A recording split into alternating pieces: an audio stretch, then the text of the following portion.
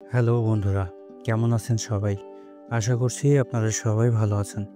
রোকন explain TV সিরিজে আজ আমি আপনাদের সামনে এমন একটি সার্ভাইভাল মুভি এক্সপ্লেইন করতে যাচ্ছি, যে মুভিটি আমাদের সবাইকে ভাবিয়ে তুলবে। আর মুভিটির কাহিনী এমনভাবে তৈরি করা হয়েছে যে এর ভেতরে একবার প্রবেশ করলে আপনি শেষ পর্যন্ত না দেখে থাকতে পারবেন না। যাই হোক, সিনেমার শুরুতে আমাদের জাপানের রাজধানী টোকিও শহরটিকে দেখানো হয়, যেখানে সবাই তাদের দৈনন্দিন কাজে ব্যস্ত থাকে। তাদের মধ্যে একটি পরিবারকে দেখানো হয়, যেখানে পরিবারের প্রধান ছিলেন ইউসি। ইউসি প্রতিদিনের মতো কাজ শেষ করে ক্লান্ত হয়ে বাড়ি ফেরেন। তার দুটি সন্তান রয়েছে, ছেলে কিঞ্জি ও মেয়ে ইউভি। আমরা দেখতে পাই তারা সব সময় তাদের গ্যাজেট নিয়েই ব্যস্ত থাকে, যেটা আমরা নিজেরাও থাকি। আর তাদের মা মিচ্চি পরিবারের জন্য রান্না বান্না ও খাবারের কাজে ব্যস্ত থাকেন। আর এটা একদমই বোঝা যায় যে তারা নিজেদের খুশি রাখার জন্য একে অপরের সাথে কথা না বলে শুধু নিজেদের গ্যাজেট আর ফোনেই বেশি মনোযোগী হয়ে পড়েছে। মানে প্রযুক্তির ছোঁয়ায় পরিবারের বন্ডিংটা একেবারেই কমে গেছে। এরপর কাহিনী সামনে এগিয়ে যায়, যেখানে দেখা যায় পরদিন সকালে ইউসি যখন ঘুম থেকে ওঠে, সে বুঝতে পারে যে অফিসের জন্য অনেক লেট হয়ে গেছে, কারণ তার অ্যালার্ম ঘড়িটাই বন্ধ হয়েছিল।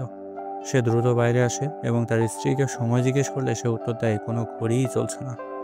এটা শুনে ইউসি অনেক অবাক হয়ে যায় এবং সাথে সাথে সে ঘরের লাইট জ্বালানোর চেষ্টা করতে থাকে, কিন্তু সেটাও চলছিল না।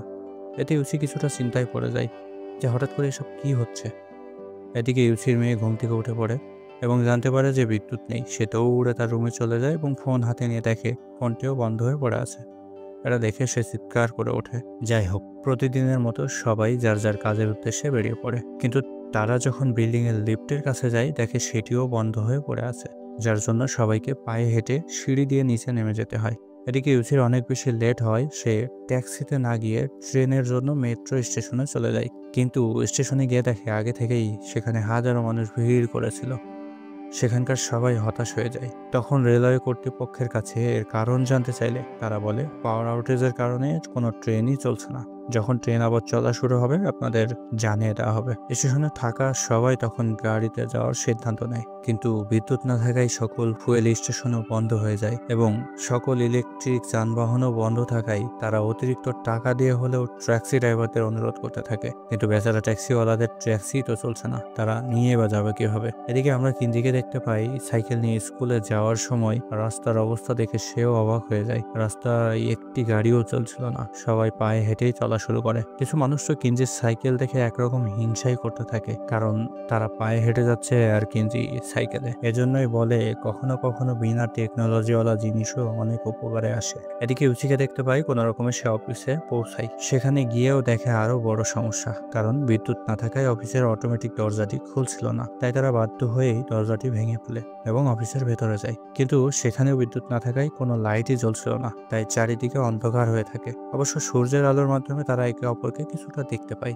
অন্যদিকে ইউসির স্ত্রী মিচ্চি তার প্রতিবেশীদের সাথে কথা বলার জন্য বাইরে আসে এবং তার প্রতিবেশী বন্ধুরা তাকে জানায় আজকে রাতের জন্য সবাই মোমবাতি কিনতে যাওয়ার প্রস্তুতি নিচ্ছে। কিন্তু মির্চির মনে হতে থাকে রাতের মধ্যেই হয়তো বিদ্যুৎ চলে আসবে, তাহলে মোমবাতির কি দরকার। কিন্তু তারপরেও তাদের সাথে সে সুপার শপে যায় এবং দেখে একসাথে সবাই অনেকগুলো খাবার অন্যান্য জিনিসপত্র কিনছিল, যেমনটি আমরা আমাদের দেশে করোনার লকডাউনের সময় দেখেছিলাম। এর জন্য মির্চি কিছু পানির বোতল এবং খাবার সামগ্রী কিনে নেয়। এই সময় শপের ম্যানেজার হঠাৎ করে ঘোষণা দেয় বিদ্যুৎ না থাকায় কার্ড দিয়ে বিল পেমেন্ট বন্ধ, তাই যে যেটাই কিনুন না কেন নগদ পেমেন্ট করতে হবে। সবাই তখন চিন্তায় পড়ে যায়, কেননা কারো কাছেই তখন পর্যাপ্ত ক্যাশ ছিল না। অন্যদিকে দেখানো হয় ইউসির অফিসে কয়েকজন বিভিন্ন ডিভাইস চেক করতে থাকে, বাকিরা বসে আলোচনা করতে থাকে এবং বলতে থাকে যে এটি কোনো সাধারণ লোডশেডিং নয়, এর পেছনে নিশ্চয়ই বড় কোনো কারণ আছে। এই সময় তাদের বস আসে এবং বলে সবাই বাসায় চলে যাও, যেহেতু কম্পিউটার চলছে না, শুধু শুধু বসে থেকে আর কি হবে। এরপর সিনেমায় যে দৃশ্যটি দেখানো হয়েছে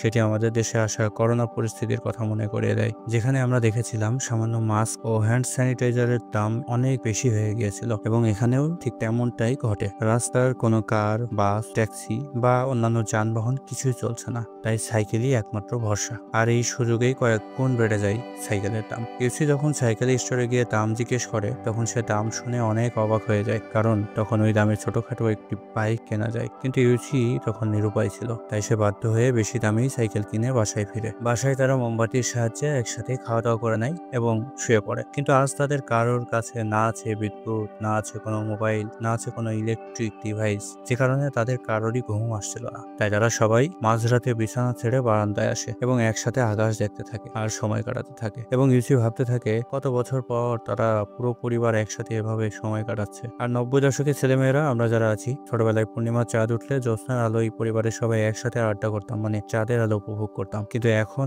সবাই ইন্টারনেট বা ডিভাইস নিয়ে আমরা এত বেশি ব্যস্ত থাকি যে শেষ কবে চাঁদের আলো উপভোগ করেছি এটাই মনে করতে পারবো না। তো যাই হোক, সবাই তখন ভাবতে থাকে পরদিন হয়তো সব ঠিক হয়ে যাবে। কিন্তু এভাবে 3 দিন কেটে গেল। এরপর ইউচি অফিসে আসার পর তার বস সবাইকে বলে আজ থেকে অফিস বন্ধ থাকবে, যেদিন পাওয়ার আসবে সেদিন আবার অফিস চালু হবে। কিন্তু ইউসি তখন তার বসকে বলে ওঠে, যদি অফিস বন্ধ থাকে তাহলে আমরা ইনকাম করব কিভাবে, আর আমাদের সংসারই বা চলবে কিভাবে? এটা শুনে তার বস তখন বলে, তোমার পরিবারের সাথে সময় কাটানো উচিত। আর এটা বলে বস নিজেই অফিস থেকে বের হয়ে যায়। তারপর ইউসি যখন বাইরে আসে তখন সে দেখে তার বস পরিবারের সাথে কোথাও যাচ্ছে। ইউসি তার বসকে জিজ্ঞাসা করে তারা কোথায় যাচ্ছে। বস তখন বলে তারা শহর ছেড়ে গ্রামে চলে যাচ্ছে, কারণ সেখানে পানির কোনো সমস্যা হবে না, বিদ্যুৎ নিয়েও কোনো ঝামেলা নেই, খাদ্যেরও কোনো অভাব হবে না। অন্যদিকে আমরা দেখি ইউসির স্ত্রী মির্চি পানি নেওয়ার জন্য একটা ওয়াটার ট্যাঙ্কের কাছে গেলে কর্তৃপক্ষ জানায় পানি শেষ হয়ে গেছে। এই প্রথম টোকিওর মতো ব্যস্ত শহরটিকে শূন্য মরুভূমির মতো দেখা যায়।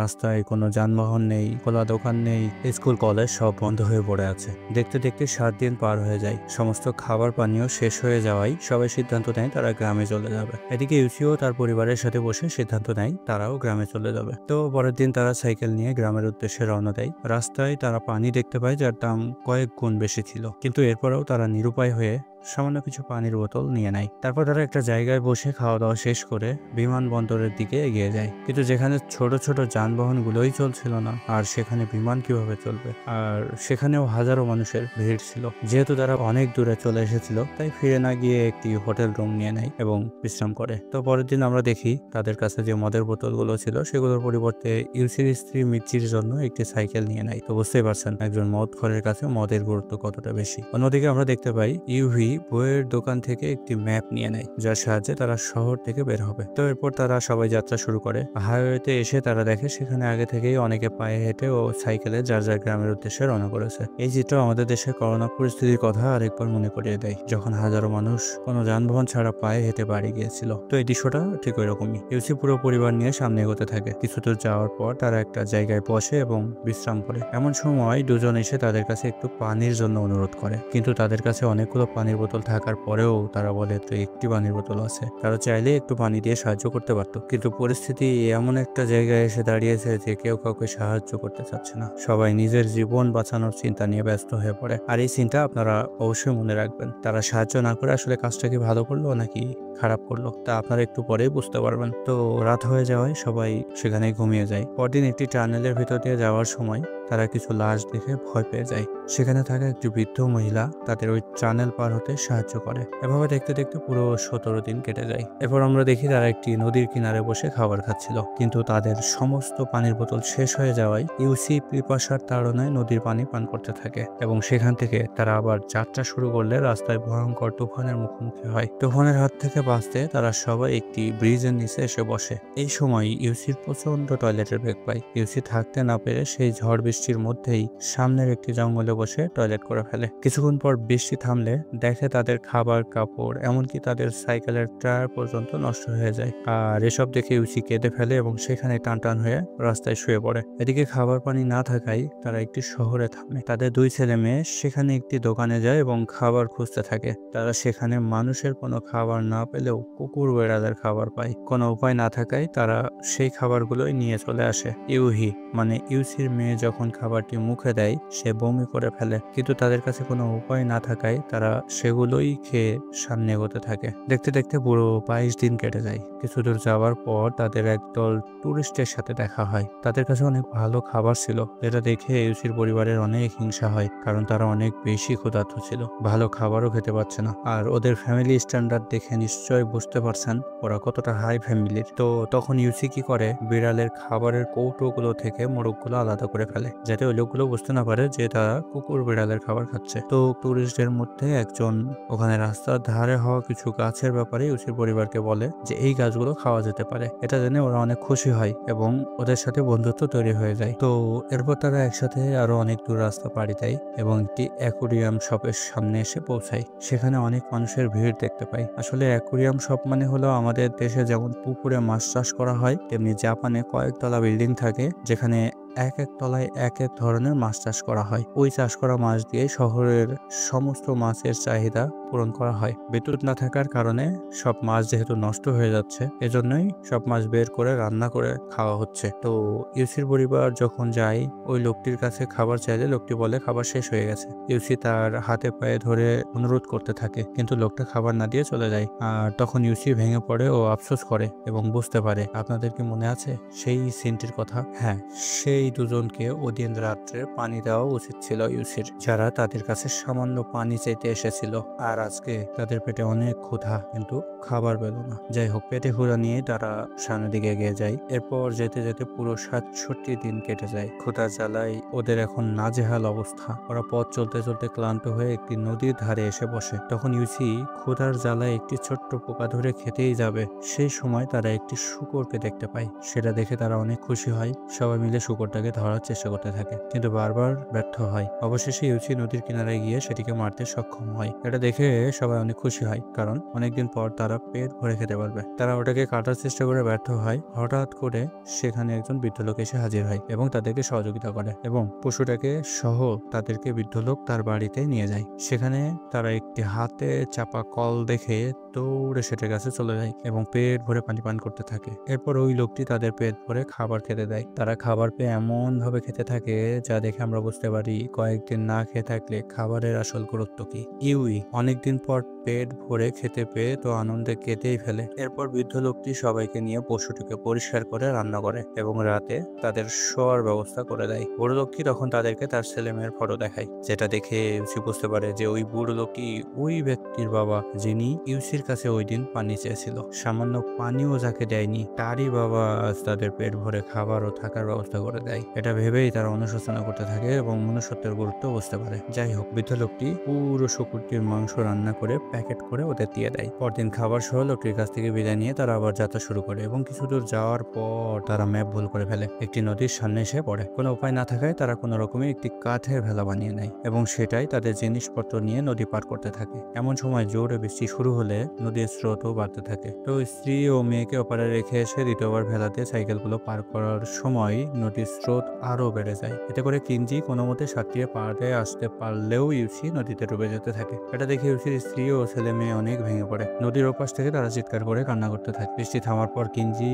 তার বাবাকে খুঁজতে থাকে, কিন্তু কোথাও তার বাবাকে সে খুঁজে পায় না। তবে সেখানে তাদের বাবার নকল মাথার চুলের একটি অংশ পায়। যাই হোক, এভাবে তাদের 94টা দিন কেটে যায়। এখন বাবাকে ছাড়াই ওরা তিনজন পথ চলতে থাকে। পথ চলতে চলতে একটি রেল লাইনের উপরে চলে আসে। হঠাৎ তাদের মা মিচ্চি মাঝপথে থেমে যায়, কান্নায় ভেঙে পড়ে, কারণ সে তার স্বামী হারানোর কষ্ট কিছুতেই মেনে নিতে পারছে না। এটি দেখে মেয়ে ইউইও কেঁদে ফেলে। অবশেষে ছেলেটি তাদের সাহস দিয়ে সামনে নিয়ে যেতে থাকে, কিন্তু সামনে তারা আরো একটি বিপদের মুখোমুখি হয়। তাদের কাছে যে মাংস ছিল, সেই মাংসের গন্ধে অনেকগুলো কুকুর তাদের উপরে আক্রমণ করে বসে। কুকুরগুলোর আক্রমণ থেকে বাঁচতে গিয়ে মিচ্চি মানে তাদের মা পা পিছলে পড়ে যায় এবং পায়ের হাড় পুরো ভেঙে যায়। এরপর বাচ্চা দুটো যখন সেখানে আসে, তখন তাদের মায়ের অবস্থা দেখে বাচ্চা দুটো ভয় পেয়ে যায়। আর তখনই সৌভাগ্যবশত তাদের সামনে জ্বালানি কয়লা চালিত একটি ট্রেন চলে আসে। তারা দীর্ঘ শ্বাস ফেলে তাড়াতাড়ি ট্রেনে উঠে পড়ে। সেখানে ওদের মাকে পায়ে ব্যান্ডেজ করে দেওয়া হয়। অন্যদিকে আমরা দেখি ইউসি, যে কিনা নদীতে ডুবে গিয়েছিল, সাঁতার কেটে সে কোনো মতে নদীর কিনারে চলে এসেছে এবং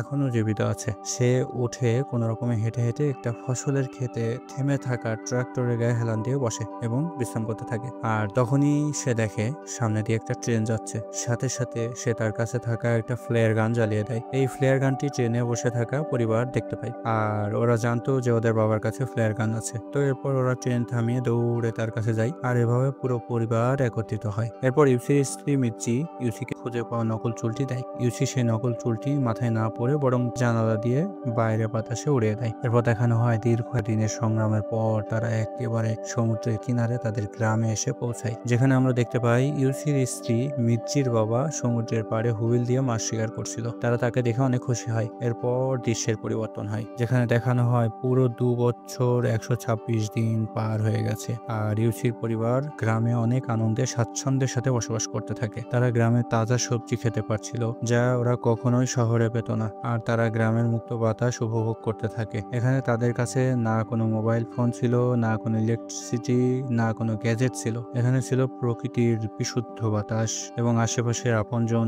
সবাই বেশ আনন্দে দিন কাটাচ্ছে। তো হঠাৎ একদিন সবাই যখন ঘুমিয়েছিল, ইউসি অ্যালার্মের আওয়াজ শুনতে পায়। তো তারপর সেটির পিছনে এবং ইউসি একটি ঘড়ি দেখতে পায়, যেখান থেকে অ্যালার্মের শব্দ আসছিল, যা সম্পূর্ণ ঠিক হয়ে চলতে শুরু করেছে। এরপর সবাই ঘরের বাইরে বের হয়ে আসে এবং দেখতে পায় পুরো শহরে ইলেকট্রিসিটি চলে এসেছে এবং ফোনেও নেটওয়ার্ক চলে আসতে শুরু করেছে, মানে সবকিছু আগের মতো হয়ে যাচ্ছে। এতে ইউসির পরিবার খুশি না হয়ে বরং হতাশ হয়, কেননা আবার তাদেরকে সেই শহরে জীবনে ফিরে যেতে হবে। এর কিছুদিন পর তারা টোকিও শহরে চলে আসে, আর তখনই আমরা এর সত্যটা জানতে পারি যে আসলে সেদিন কি ঘটেছিল। টিভিতে জানানো হয় পাওয়ার আউটরেজের কারণ হচ্ছে সোলার ফ্লেয়ার্স। এর কারণেই পাওয়ার চলে যায়, অর্থাৎ সূর্য থেকে কোনো একটি ফ্লেয়ার্স এসেছিল যার মাত্রা এত বেশি ছিল যে পুরো পৃথিবীর ইলেকট্রিক ডিভাইস এবং বিদ্যুৎ চলাচল বন্ধ হয়ে গিয়েছিল। আর গত 3 বছরের সবকিছু বন্ধ হয়ে থাকার ফলে সেটি আবার ঠিক হয়ে গেছে। এজন্যই আবার বিদ্যুৎ চলে এসেছে। এরপর আমাদেরকে আবারও ইউসির পরিবারকে দেখানো হয়, যেখানে আমরা একটু ভিন্নতা দেখি। তারা এখন একে অপরের সাথে কথা বলে, একসাথে আড্ডা দেয়। এখন আর ডিজিটাল গেজেটে নিজেদের বিলিয়ে না দিয়ে আপনজনদের সাথে সময় দেওয়ার গুরুত্ব তারা বুঝতে পারছে। তারা বুঝতে পারে মেশিন জীবনের একটি অংশ হলেও এটা মানুষের জীবনের সম্পূর্ণ অংশ কখনোই হতে পারে না। তো ধন্যবাদ আপনাদেরকে এতক্ষণ সাথে থাকার জন্য।